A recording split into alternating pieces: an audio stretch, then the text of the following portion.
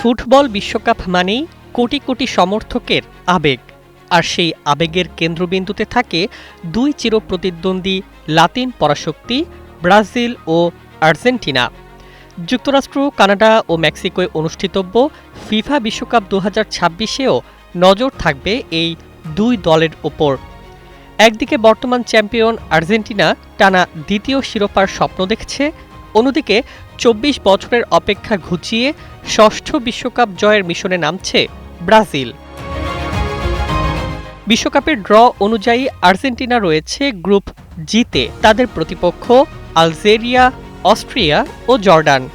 তুলনামূলক সহজ গ্রুপ পেলেও নক আউট পর্বে প্রতিপক্ষের কঠিনতা বাড়বে, ফলে শুরু থেকে ছন্দে থাকতে হবে লিওনেল মেসির উত্তরসূরিদের। নোভা এলইডি টিভি, ঝকঝকে ছবি, নিখুঁত শব্দ, 5 বছরের ওয়ারেন্টি। নোভা মানে সঠিক মান, নিশ্চিত সেবা। অন্যদিকে ব্রাজিল থাকবে গ্রুপ সিতে, তাদের প্রতিপক্ষ মরক্কো, স্কটল্যান্ড ও হাইতি।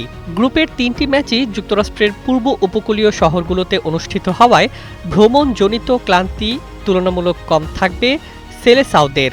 এটিকে ব্রাজিলের জন্য বড় সুবিধা হিসেবে দেখছেন বিশ্লেষকরা। ফুটবল প্রেমীদের সবচেয়ে বড় আগ্রহ অবশ্য নক আউট পর্ব নিয়ে।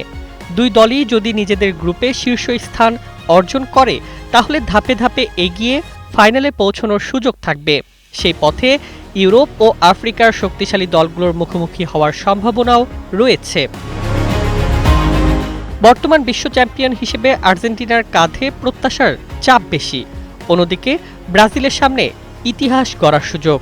2002 সালের পর আর বিশ্বকাপ জেতেনি সেলেসাওরা, তাই 2026 বিশ্বকাপ তাদের জন্য শুধু একটি টুর্নামেন্ট নয়, বরং হারানো গৌরব পুনরুদ্ধারের মিশন।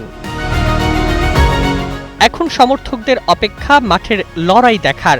গ্রুপ পর্বের ম্যাচগুলো থেকেই বোঝা যাবে শিরোপার পথে কে কতটা প্রস্তুত। তবে একটি বিষয় নিশ্চিত, ব্রাজিল ও আর্জেন্টিনার প্রতিটি ম্যাচই বিশ্বকাপের সবচেয়ে আলোচিত আকর্ষণগুলোর একটি হতে যাচ্ছে।